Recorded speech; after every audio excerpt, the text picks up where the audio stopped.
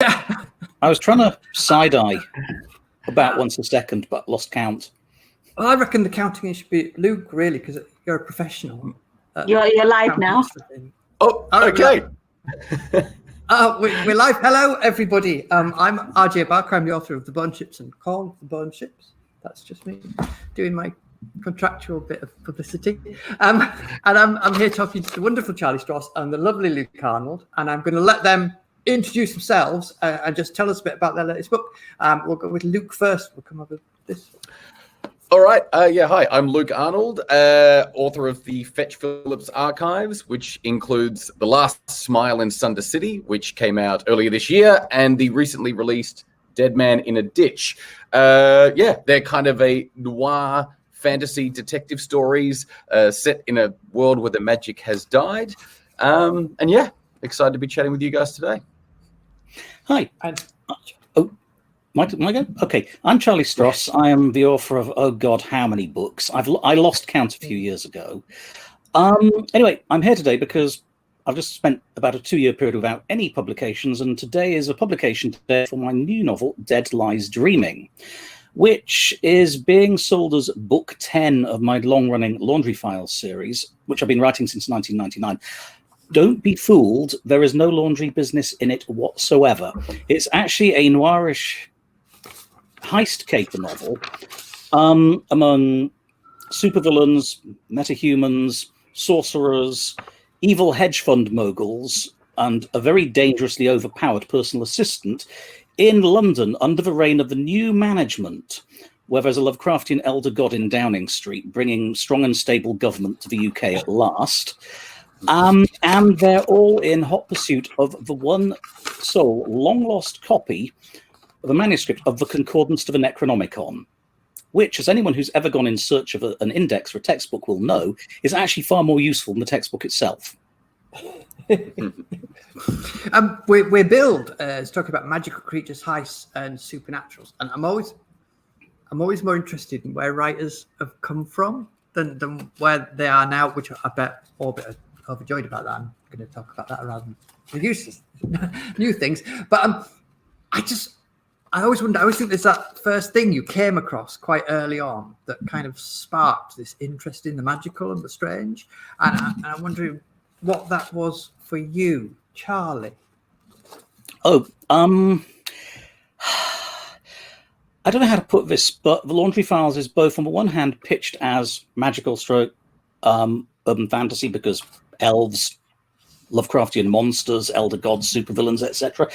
I tend to think of it as SF, taking a very, very weird premise that we live in a many worlds universe and magic is basically a branch of applied mathematics. Oh. And everything sort of recomplicated from that over a 20-year period, and I got hopelessly lost in my own head. So even going further than that, I was kind of asked Luke this bit. When I was very young, the thing that fired my imagination was basically the supernatural, the idea that it might be real and folklore and all of these things.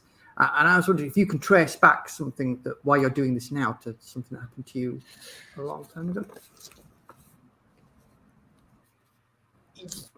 I think for me, there was definitely a sense. I do remember, and it's hard to work out how much it was like actual belief or kind of willful belief in magical elements around us. Like I remember calling, the trees that when there was like a hollow tree, you could see into it, the kind of gnome trees, like, and pointing them out with parents, and the sense that there was, this kind of actual idea, and it goes back to believing in Santa Claus and the Easter Bunny and those things. And that kind of as we grow up, we think there's this sense of something else there, and that these magical worlds that we see, first in cartoons, and for me that it was lots of, video games and things, but also just, the stories that my parents would tell with the kind of like, oh no, this is real and this is really out there. And then kind of as you get older, there's this kind of, you start, we all go through different stages of how much we let things go and how much we choose to go, oh, I guess this is the world, and I guess those things should be left behind. And, and then maybe through different ways, whether it's, spirituality or psychedelics, or we might open our mind up to the idea that there are still things out there that can't be explained. So I think for me, this is a kind of weird answer, I guess, but I think for me, I've always kind of battled with that idea about how much we accept that this kind of the world as we see it, and are told that this is what reality is all that there is, and how much we hold out a little bit of belief rooted somewhere in something that either once was true or is collectively true or is just outside our periphery, but we choose not to look at it because we'd go insane if we actually acknowledge its existence. And that's kind of a little bit about why I think I wrote books about, for me, my books are a lot about growing up, and a lot about that, and the idea that at a certain point you go, I'm turning away from that, I'm going to be a serious person.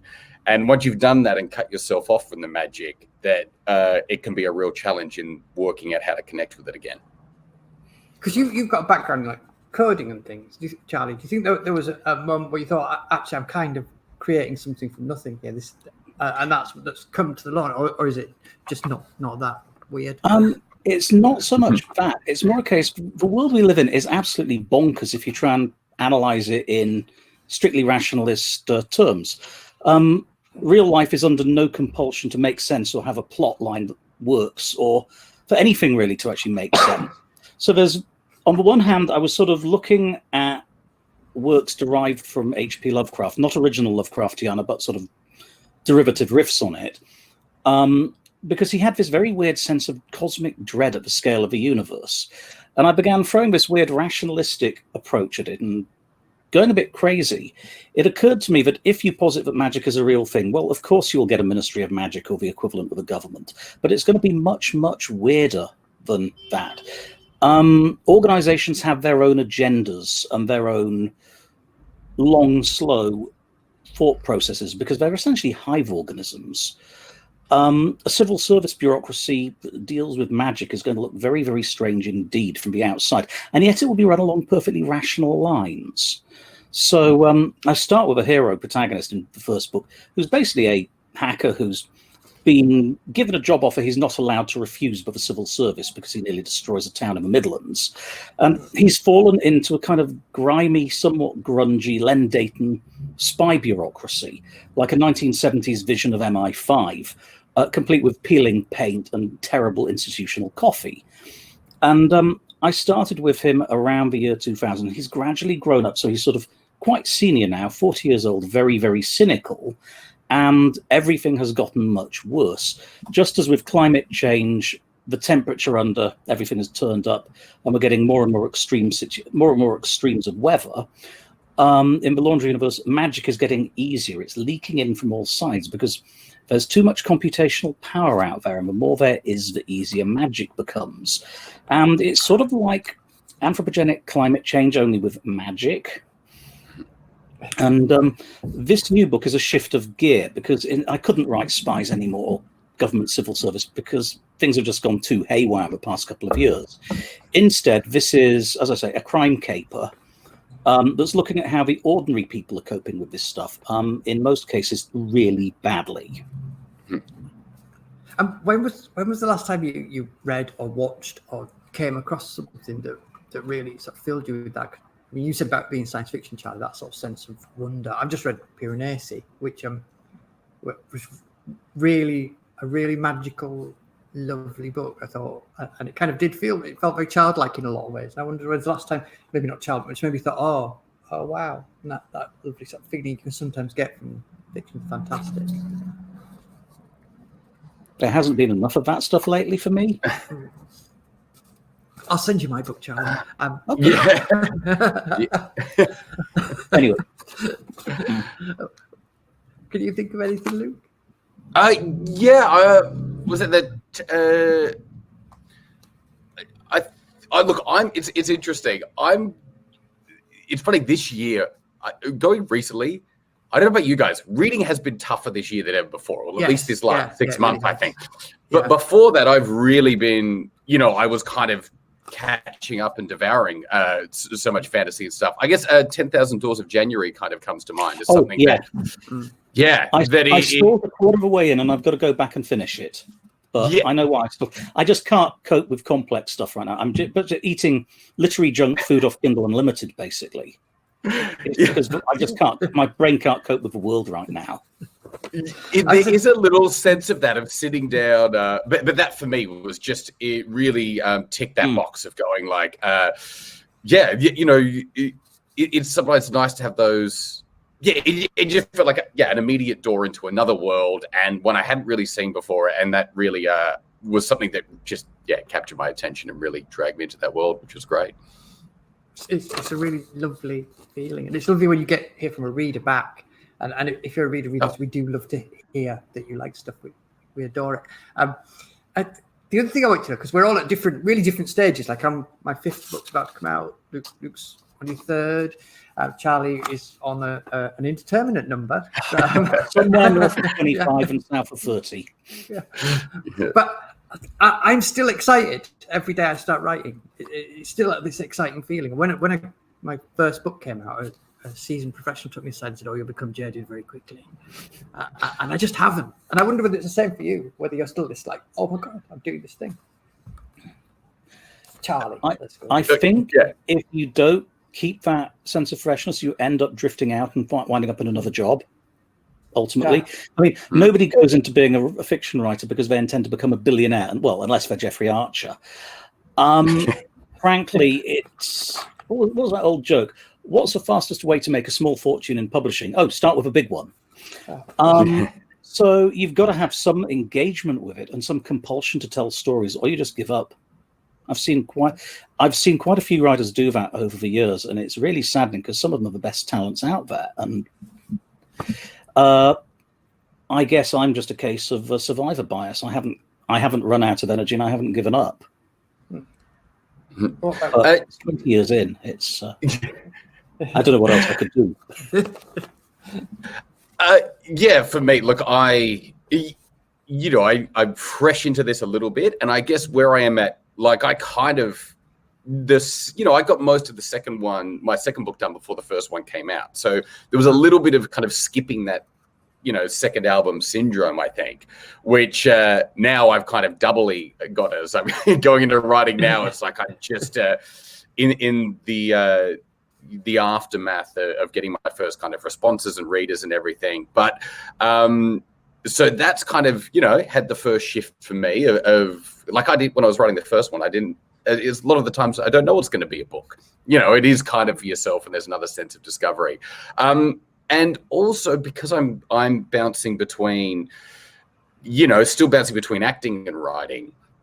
I do find it hard they kind of both draw from the same well. So I'm still learning how to balance. Like I can't really get up and write for a few hours and then go in and act. Really, I'm finding that hard because or the opposite. That if I've gone and been working as an actor all day, I kind of come back and that creative energy isn't there the same way I'd like it to be. But I'm just finishing up on an acting job now, and it's great because as when I work at stuff when I don't have that proper writing time, I get so excited when I finish up on an acting job and I know I've got a bit of proper writing time ahead of me. It builds up in me and I get so excited about it. So I think it really helps me to go back and forth between them. It makes me appreciate both. But at the moment, I can't imagine not enjoying writing and not really needing it. I think it's also the way, especially in a year like this, where there's so much going on and so many big questions raised. It's the way I deal with, working out how I see the world, how I see what's happening, how I see myself within it. How I can maybe avoid. Having a character like Fetch Phillips is great for me because I can.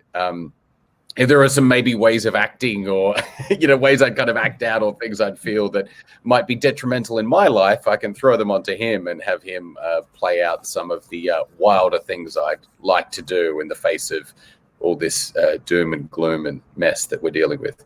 Oh, hell yeah. Characterization is just how we debug our own heads. Yeah. So, yeah, Carry on. If I had to stop writing, I was just gonna say, yeah, like on that. If I couldn't write, I'd probably become a much more unstable person. Did the writing come before the acting? Because I know a lot of writers who are watching this because I think there's a degree of obsessionality needed to become a writer. Has it been there all along for writing?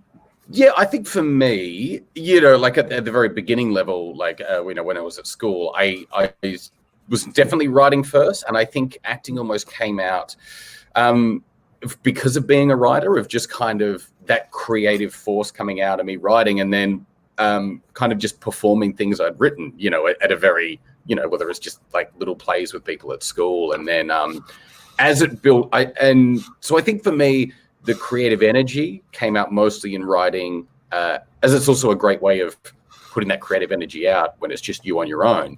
But then getting into kind of the end of high school, I started to be asked to act in things. And at that point, I think, because you do need that obsessive quality where, when you're in your teenage years and going into your early 20s, when you're being offered a social life, and to be able to be creative with other people was kind of much more tempting. And I think that's what led me down the acting route first. And then it kind of, and so I was always writing in between. But then I think it really took to this point where I did a couple of acting jobs that I kind of felt really proud of, and felt like I had kind of ticked a box. I felt like I'd done more than I ever thought I'd get to in my acting career. And it just suddenly felt like, oh, okay, that's with it feeling kind of satisfied on there. Now maybe I can duck back into the thing that I'd really always wanted to do, which was get my own words and ideas out there. And which felt much more like kind of coming home to something I'd always wanted to do than branching out into a whole new endeavor. Was it always a destination for you, Charlie? Because you've been doing it longer than both of us. I began trying to write fiction in earnest when I was about 14. You can still see some of my muddy footprints from when I was a teenager all over bits of Dungeons and Dragons, incidentally. My first real publications were in White Dwarf and then The Fiend Folio, but I fairly soon switched to trying to write stories and novels, and oh dear. Don't give up. It took about 5 or 6 years before I sold so much as a short story professionally, but another 10, 15 years after that to sell a novel, because I was a slow learner, and I mostly learned by trying stuff and failing. Now, part of the reason it took so long as well was, I blame Margaret Thatcher. It's quite right for everything. I was 15 years old when she was elected for the first time, which dates me a bit. And in 1979 to 1981, unemployment rose by, I think, a factor of 4. The economy shrank 10%. And I was sort of heading to come out of school around that time, and got some epically bad careers advice. Yes, I know you want to write science fiction, but you can't get a job doing that. What you need to do is get yourself a comfortable profession that you can earn a living at while you write as a hobby. And I swallowed it hook, line and sinker, which is why a few years later I found myself as a pharmacist running a shop in Halifax and being staked out for an armed robbery twice in 1 month by the local flying squad. At this point, I was definitely fed up with selling drugs on the street. So I managed to blag my way back into university to do a postgraduate degree in computing, a conversion degree. And via a hop, skip and a jump, found myself in the tech sector, which, now that I think about it, I've never actually had a boss who wasn't selling drugs. Anyway, it's not libelous, Charlie. I'm not saying who they were. No names, no pat drill, no lawsuits. Anyway, I sort of iterated through that, and as a sideline began publishing non-fiction in various computer magazines, so that when the inevitable happened and the game of musical chairs that was the dot-com boom ended, I went from 0 to I went from about 10% to 100% freelance computer journalist in 3 months flat. And then sold my first novel, and it was just a gradual slider from one to the other over a 5-year period. But now that I look back on it, there's only been about 3 years since 1990 when I wasn't writing for a living full-time in one role or another, because I was either a part-time freelance journalist or I was a technical author. It's just... Actually, it's well over half my life now. It feels very, very strange to look back on it that way. It's weird how it's not presented as a sort of legitimate way to earn. I mean, I played it in bands for years, and I was terrible because that seemed more realistic to me as a way out of being creative as a working class kid than writing ever did. But we're not here talking about me. I'm quite interested in if I did a kind of podcasty type thing, and we were talking about this with a few authors, of that most of us seem to have like texts, these sort of books that we go back to that are very much part of us. Like for me, it's Watership Down and the Chronicles of Mundane by C.J. Cherryh, and I think elements of those books echo through everything I do. And I wondered whether there were books that you can think, oh yeah, I read that and it had an effect on me. Luke just gave me a look as if to say, oh God. Very, very obviously, Neuromancer hit me between the eyes like a bullet. That was when I was 18. And I couldn't write anything but cyberpunk for about 3 years thereafter. Now I sort of use it as a text for, I really enjoyed this at the time, but boy, has it dated. So I'm not actually going back there, but I'm keeping one eye on it because Gibson did some very interesting things with the furniture of SF back then that hadn't been done before. And in particular, he managed to bring sort of a grungy, noirish feel to it that nevertheless felt contemporary and modern. You know how there was this period in the 80s when all consumer electronics looked like it was in shiny black metal cases with VU meters on the front and lots of writing in an unreadable tiny font that came from companies with names like Nakamichi or Onkyo. And it's horribly dated and actually quaint these days, but it was the face of the future back then.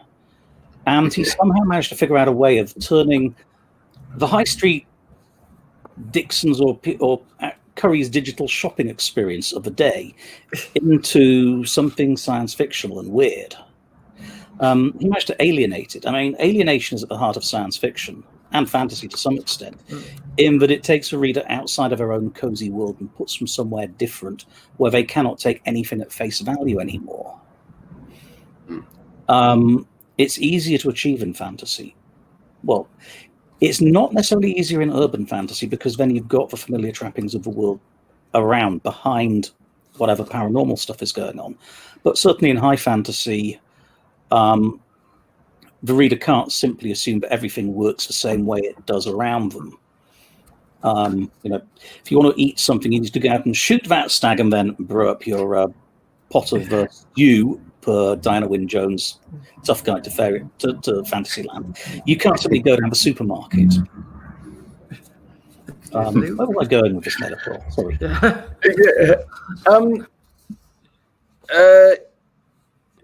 So I think for me, obviously with the kind of things I write and continue to say that, Raymond Chandler's Philip Marlowe stories, and while absolutely dated in a lot of ways, such a clear voice. And one of the things I think why I think go back to them, even though that kind of hard-boiled detective has been done over and over, and the kind of echoes of Chandler are seen in so many books and movies and everything since, I think so often you see the shell of that, or you see the hat and the coat and the kind of outline.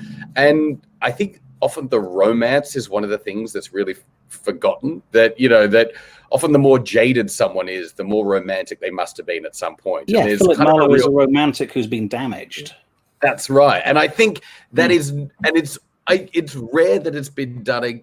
It is not always, that's not always there in the echoes, and you don't see it on top of the great wordsmithery and everything amazing in there. It's one of the things that always go back and are continually just immediately drawn in because of the heart of Marlowe. So I will often go back and read those books. They're an absolute joy. There is also, and Toby Stevens from Black Sails, the show I was on, also did a bunch of the audio versions, which is a great way to it was a great way recently to go back and listen to them again.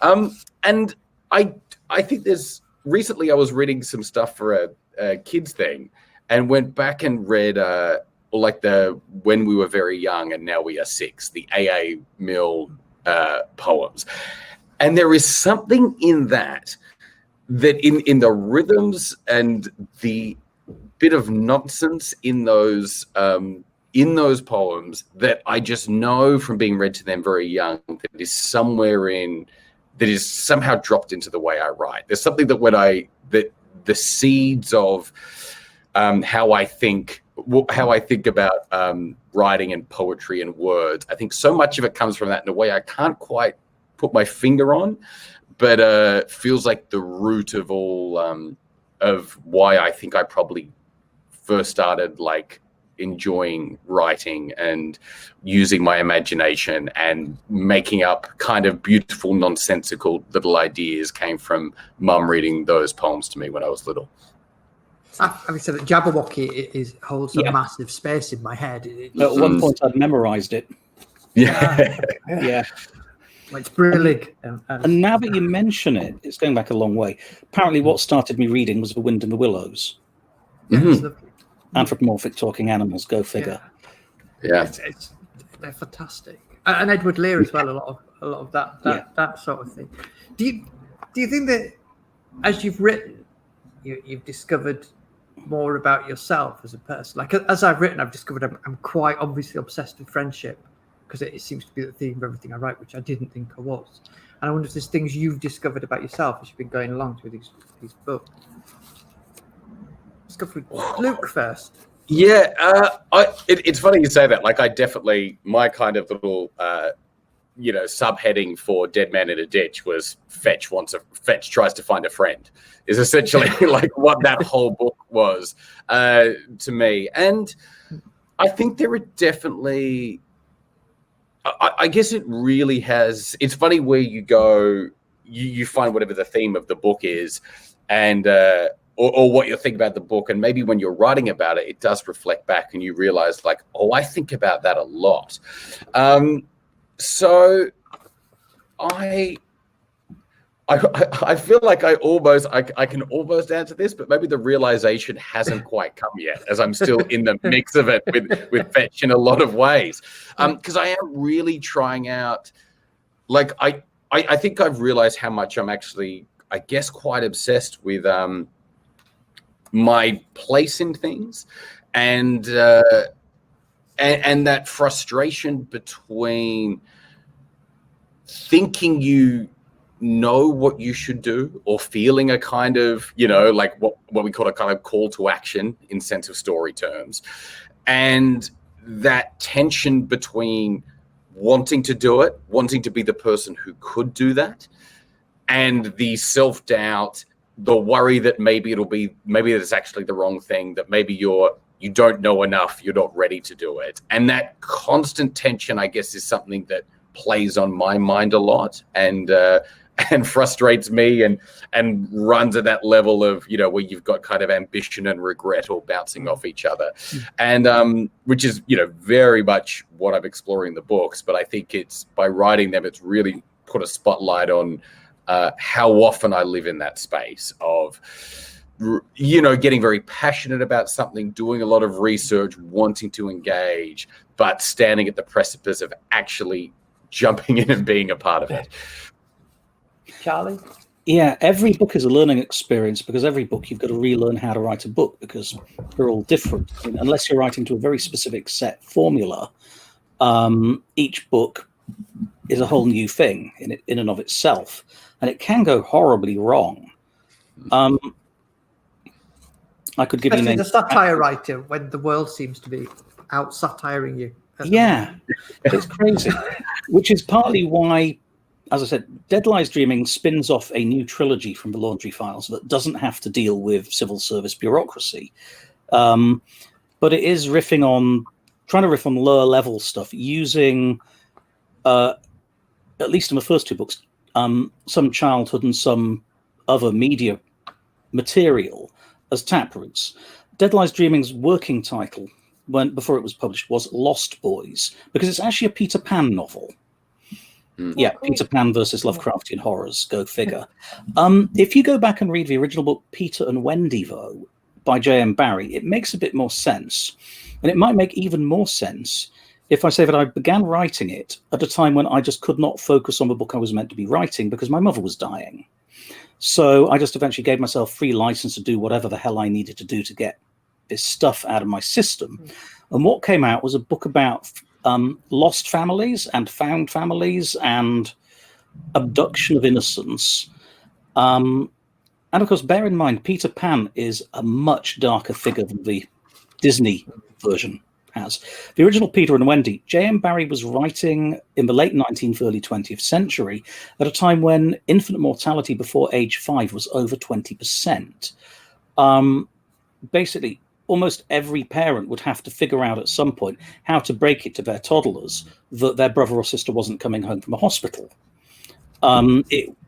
Childhood death was almost a universal experience. And the original Peter and Wendy was basically a metaphor for how you explain death to under 5-year-olds. And this sort of unfolded in its own direction. It's already spawned the first draft of a sequel, which is, not giving too much away, it's Mary Poppins versus Sweeney Todd. And again, Mary Poppins is a lot more grimdark than we give her credit for. I mean, she's actually quite terrifying. The only person I can think of who got her mostly right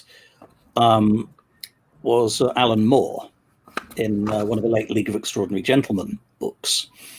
But, well, sorry, nattering on at length about stuff that's not published yet and not scheduled is probably a bad move. Our editor will wrap me over the knuckles later. Talking of our editor, we all share an editor, ladies and gentlemen, in case you didn't know. Hi, Jenny. Hi, Jenny. She's watching. So this is a very important question because I nicked it off her. So you have to get this one right. How do you balance supernatural and more modern or mundane elements in your world building when you're putting your books together? I love doing this because every time I ask, Luke gets a look on his face as if to say, "Oh God, don't come to me first."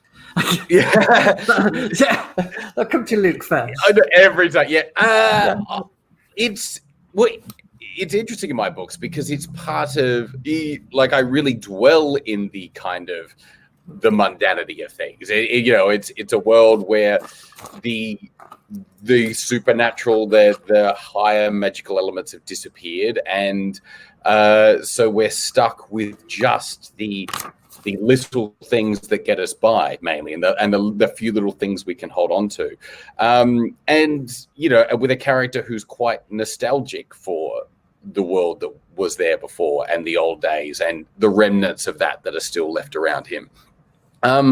So it's weird to say, so I think balancing it for me is constantly finding out working out what both of those things mean to fetch at all times, and how and what whether it's a cup of coffee or a payphone or a pamphlet of a show that existed in the before times, and finding out how, and I guess really trying to find out what can be so magical about those very small little things that we can relate to and that still exist in a world where creatures aren't flying, as opposed, and also then finding what was so commonplace and everyday, in a world, what seemed commonplace in a world where magic did exist, but the fact that you'd have doors on the 4th floor because flying creatures could could rock up at your doorstep at that level, and find out, and I guess finding out how to make the supernatural seem mundane and the mundane seem filled with magic. I've sort of tackled it from exactly the opposite direction, in that I have this mundane world that magic is leaking into and coming out of the pores of, and that magic is sort of reappearing after a long hiatus. And an awful lot of people who are very nostalgic for before times when there was none of this bullshit, and they want to go back to filling out forms in quadruplicate and relying on electricity and gasoline, not having to get the army in a blinding hurry to pull out the emergency war plan for dealing with an elven invasion of Yorkshire. Especially if the elves basically have, well, you know Clark's law, any sufficiently advanced technology is indistinguishable from magic. It works backwards as well. The elven army in question has discovered combined arms warfare doctrine and blitzkrieg. It does not end well for anybody. I do like the fact That was an early one of the things in modern fantasy that sometimes is a sticking point for me is urban fantasy is kind of you have these massive magical events, but the world carries on. Where I like the fact Charlie's embraced the fact that no, it can't. You know about the masquerade. There's sort of this wizard council or whatever who wave their magic wands. It's sort of like the Men in Black thing with the flip. You can't remember what just happened to you, can you? There's almost always this implied pact to deny the existence of magic and reset the clock after every book in most urban fantasies. The Launch Universe, there was this government agency running around trying to keep a lid on it, and are they going to suppress it again? Yes, maybe. Oops, that was a really big wobble, but we can call it a terrorist attack with hallucinogenic gas, maybe.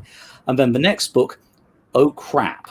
And the book after that opens with our hero, Bob Howard, being grilled by Jeremy Paxman on Newsnight to the background of a House of Commons Select Committee inquiry into the recent fiasco. Because, of course, that's how it emerged. Are there things in books as a writer that grab you immediately?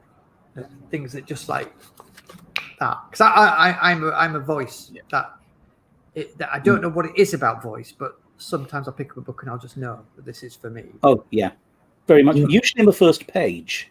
Yeah. Because just something about the way the author's voice works. Also, similarly, some books are very, very highly recommended, but the author just has an annoying, whiny voice like Morrissey of the Smiths, who I just can't stand. Excellent music and lyrics, but no, I can't get on with his. I can't listen to him. Yeah, I think it's very much voice for me as well. It's so about character, and I think it's funny where so often so much writing advice is like beginning in action, and sometimes you read things where it feels like it can almost feel more like screenwriting advice, I guess, in some ways, where it's like, like that, you're beginning in this big action scene. And I can find that really tough if it's like, I want my footing. I want to know who I'm with. That will often engage me more than anything that's particularly high concept or something seems like, that feels like it's meant to draw you in. Is like, no. Can I just get in this person's head for a little moment before all the fireworks start going off? Just clicking on the ask a question thing. Oh, and Luke disappears when I do that. I don't know how to get rid of it. I can't see your beautiful face anymore. That's but I'm still here. But I've got a question here from somebody on Twitter, and I asked Twitter people to ask me questions. It'd be rude of me not to ask somebody. It's just from Denise, and she wants to know how you approach the development of your characters, and is there something you plan ahead with your characters, or do they constantly surprise you and kind of have a life of their own? For me, I think... Luke first. Oh, sorry. No, Luke, you start. Okay. We have speed of light delay here. Yes. For me, I think while I did a lot of planning out, and there are lots of plot elements that will definitely, come to fruition in the way that I intended at the very beginning.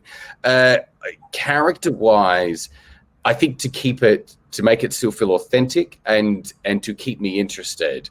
While I have some loose outlines of where I thought Fetch would go, the character development, I really have to go book from book, and often, in a lot of ways, almost chapter by chapter. That I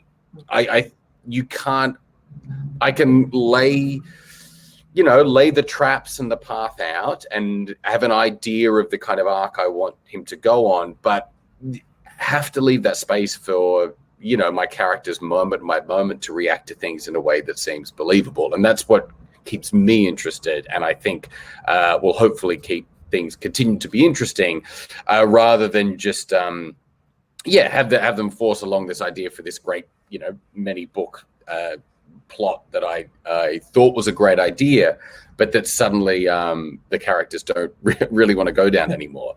And I also think to keep that idea of waking up every day and really wanting to write.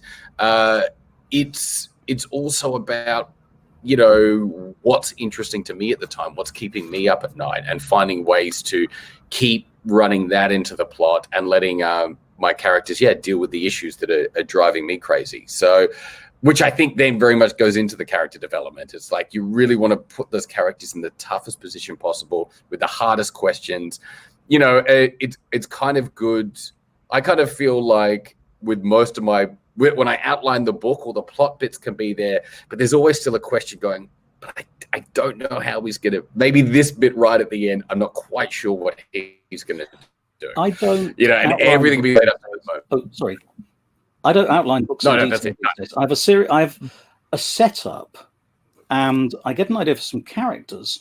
And if the characters aren't surprising me constantly while I'm writing the book, then I'm not doing it right, because I have a feel for how they react to the stuff that gets thrown at them. And of course, as they bounce off the scenery, bits of the scenery break and bounce off other characters. So you can never be absolutely sure how it's going to end. But I generally have a few highlights in mind before I begin writing the book, you know, some pivotal scenes. And it's really, really annoying when I can't make the book bend in the direction of those desired scenes. Does that sound familiar?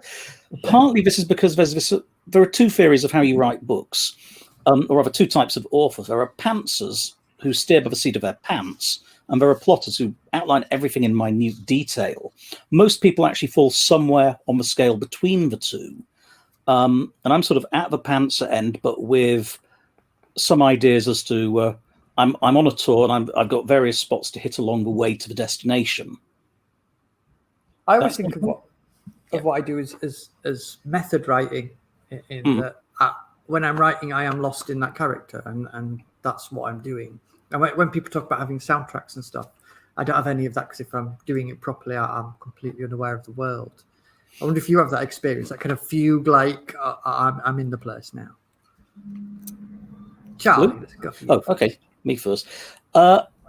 Okay, confession, I have a playlist on my iTunes library called Writing Wallpaper. It consists entirely of stuff I can leave on for days on end, and that is pleasant, is reasonably familiar, and doesn't kick my attention out of whatever I'm focusing on the screen at the time. It's good stuff, but it's not demanding. Simply because I need background music, I need noise. I've got single glazing, and my office window overlooks a bus route that's also used by ambulances and fire engines. But I don't want something that drags me after it in what I'm writing. I want to actually be able to plot my own path. But yeah, hopefully most of the time things go reasonably smooth, and I just get sucked in along the logic of the story itself. Occasionally I find I'm writing a book which feels like kicking a dead whale up a beach wearing flip-flops. Luckily that doesn't happen very often. Luke? Yeah, I do have a couple of playlists that are mostly like old movie soundtracks, like real film noir classic stuff, which doesn't, or like sometimes it's good not to have that going on at parts in the book, but it is because I've had that similar soundtrack on for so much of writing the couple of books so far. I think it does trigger a little thing in my head now and going, you're in this world, you're at work, you know, here's where you are. And it kind of has become, it feels less it's actually the music inspiring me now as much as that a reminder to get back in that state. But I do like noise. And whether that is, you know, could sit at a pub or a cafe or just being somewhere where there is stuff going on, that somehow I do find that often easier to drop into the world and get caught up in it rather than pure silence can sometimes, yeah, I don't know. Sometimes I kind of need to have it packing my head in to get that kind of focus sometimes. So as much as I have to have words. Silence is nerve-wracking. Yeah. I have television on and music with lyrics, just all noise. Yeah. I could not watch the TV, but yeah. When you call it work, I banned my agent from calling writing work because I've hated every job I've had so much. I'm terrified I'll start thinking of it. I'm going to go to questions now from people so that Nazia doesn't tell me off because she said quarter to start doing it. The first question is, I think a bit Luke specific, but it's an interesting one that I've never come across before. So I'm gonna ask it. It might work for Charlie as well. I don't know. Mm-hmm.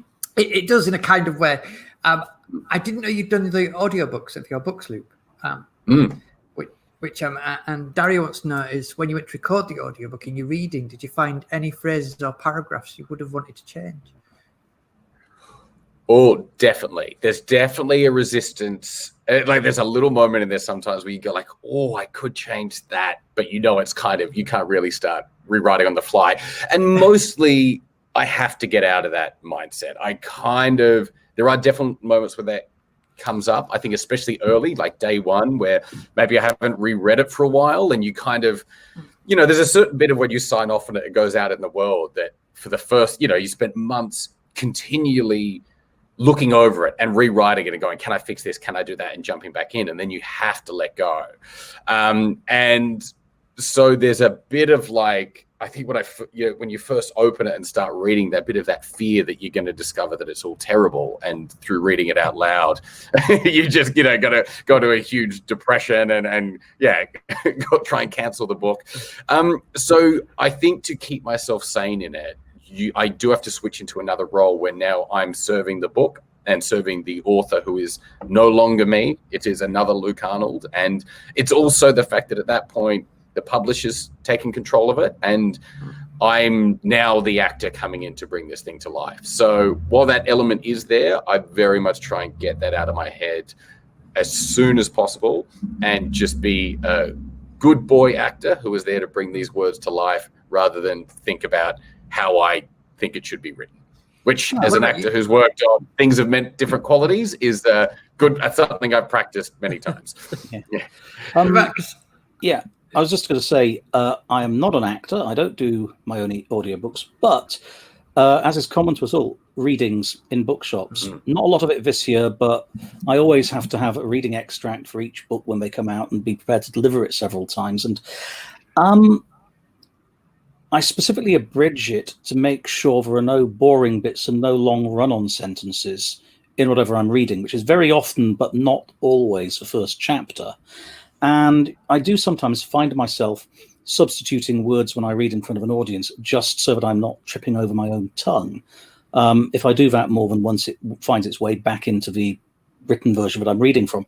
But basically, I'm reading from an iPad with the original manuscript with edits for reading, rather than the book itself. Because what works on a page doesn't always work coming out of your mouth. When I did my first readings for the Bone Ships, I regretted my artistic decision of very long sentences. Been there, done that. It was a real mistake. I'm going to have a look at the questions now, see what we've got coming up. While you look, I will just say that for me, there's a little bit of a sense that all of my books are dialogue, because it's all first person, and I want it all to feel like it's Fetch at a bar telling, very drunk telling the story, that I think a lot of these books were almost prepared to be read, that I thought about it as dialogue from the beginning. Oh, right. There's a nice question here. Have you ever, I'm paraphrasing your questions, I'm sorry. Have you ever come across a character that you've written in and really liked, and then found actually they don't work for whatever reason? You've had to take them out and remove them or kill them, which is more fun. Talking cats. Can't be doing with talking cats. Charlie, you've gone down in my estimation. Luke? No, I don't. I don't think anyone I've completely got rid of. I think I've definitely shifted. I think a lot of characters were probably quite different, and probably as far as gender or job or magical species. I think I can't even think exactly now, but I know a lot of them, and some I forget about. I got something, pull up some notes from earlier and realize like, oh, they were a completely different person at some point. So I don't think there's anyone that I've completely got rid of, but during the drafts they'll shift and change, and until they finally, really only when it's sent off do they crystallize into the character everyone will see them as. But till then, anyone could become anyone, I guess, at any moment. That's pretty much normal. As you iterate through different drafts, they come into focus. It's like they start as a quick sketch, and then you fill in more details. realize you can imply more things about their background by changing a couple of words in this sentence here or there. And what you've got at the end is not necessarily the same as a character you originally thought you had. There's a lovely question here from Taylor. Well done, Taylor. I wish I'd thought of this. If the main character in your most recent book had to do quarantine, where would they do it? And what would they need to have with them in order not to go looping? Okay, now that's a hard one for me because I've got an ensemble cast. Pick one. Or we can go to Luke first. Go to Luke.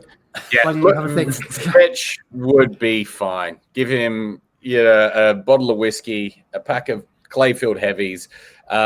He'd go a bit. Well, it depends where he is at a certain point, because I think it is. Fetch is constantly trying to fix things. His way to get out of his self-loathing is to keep going around, trying to. He has to kind of stay active to stop himself from going insane. So I think it would be very, very tough for him. So at first you went, oh, he'll be fine. It's like, oh no, he can sit there and do nothing and not leave his room for a couple of days if his mind's working on something. But I think he'd find it very, very tough. He'd go through all his self-medication in the first 24 hours. And after that, things would get pretty bleak, I think. Very Sherlock. And I've got a slightly different thing. What was your favourite scene to write in your most recent work? We'll go to Charlie first with this one. Okay. The bank robbery, about a third of the way into Dead Lies Dreaming. The gang of Lost Boys have got a commission to recover a piece of paper with the information about an auction, a sealed auction that's being held in London. And they figured out that it's in a safe deposit box in a bank owned by a guy who's died. So they decide to go in and impersonate him.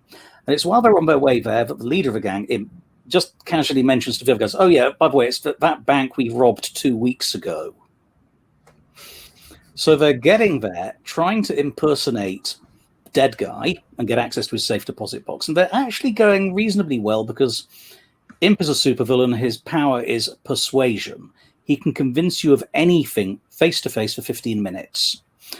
And they're meeting with a bank manager, and it turns out that at exactly the time they're present, the private detective come thief catcher who's on their tail for an entirely different crime is having a chat and looking at the CCTV with a bank manager and spots them in the background. So she goes to have a word with them.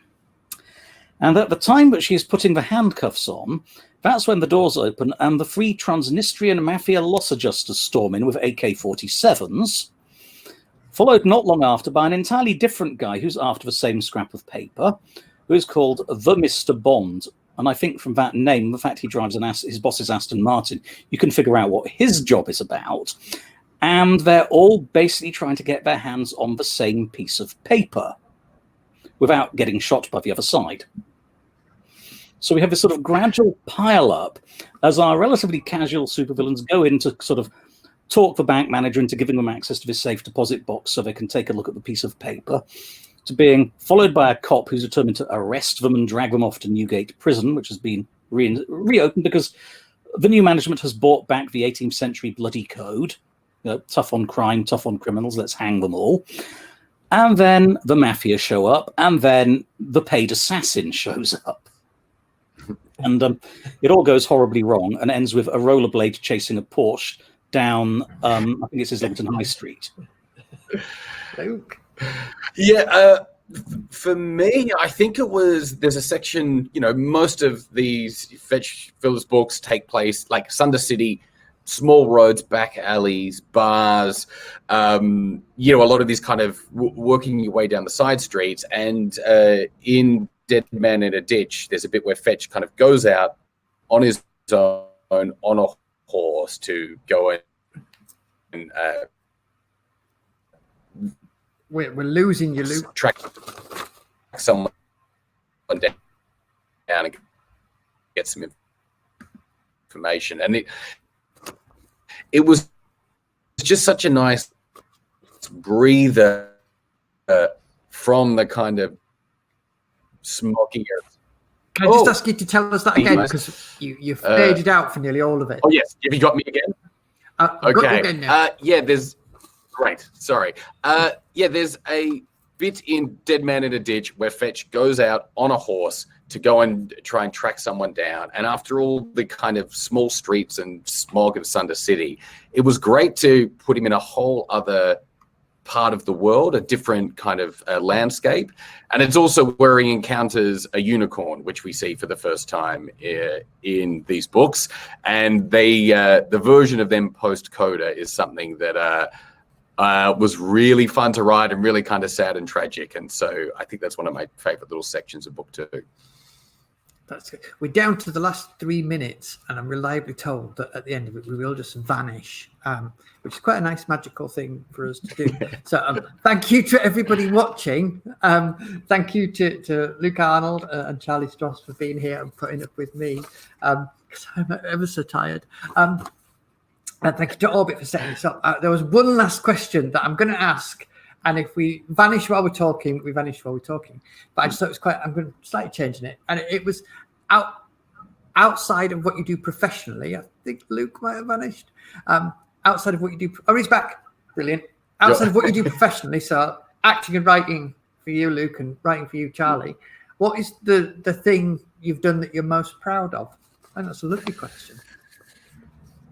I'll go to Charlie first because he's looking really confused. Write a whole bunch of code for a startup that they didn't retire until 8 years after I left for .com. Brilliant. That's just unreal in internet years. But, I don't do that anymore. My brain's just burnt out. That's like a 5,000-year-old dog, isn't it? Yeah. Yeah. And Luke? Oh, it's a very good question.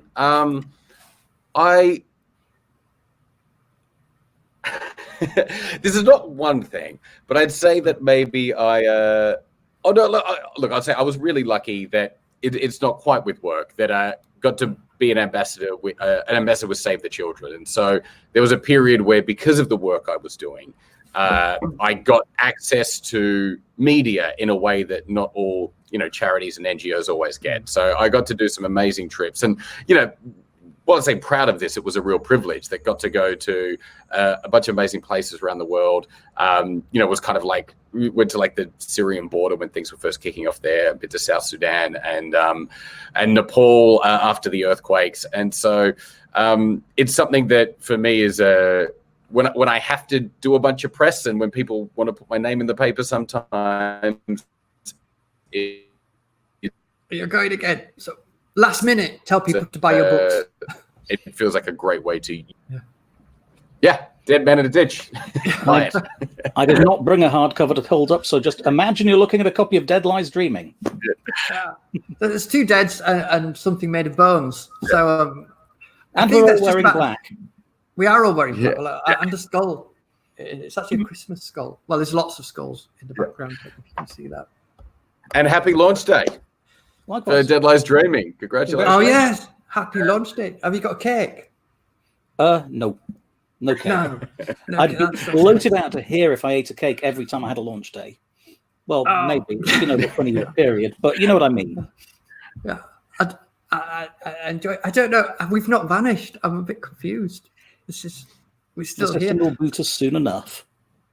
There's lots of questions that everyone's very cross with you about the lack of talking cats, Charlie. Well, I have one book with an AI that presents as a cat, but if you write one talking cat novel, thereafter you're always the talking cat guy. Yeah, one of my favourite novels is a talking cat novel. It's called The Book of Night with Moon by Diane Duane, was it? Yeah. I love that book very, very much. But would you want to be known as that talking cat guy for the rest of your life? Yeah. If I could steal any book to be done by me, I'd have Watership Down. I'd be the talking rabbit bloke. It's been done. Well, I could Watership Down. If I could claim Watership Down, I'd throw myself on that sack of royalties any day. I will say I have talking cats in my books. Werecats, so more humanoid. But if you need your talking cat fix, you get it in Dead Man in the Ditch. Yeah. As someone who's obsessed with talking animals, I haven't actually managed to put a talking animal in any of my books yet, which I think is I've let myself down and everybody else.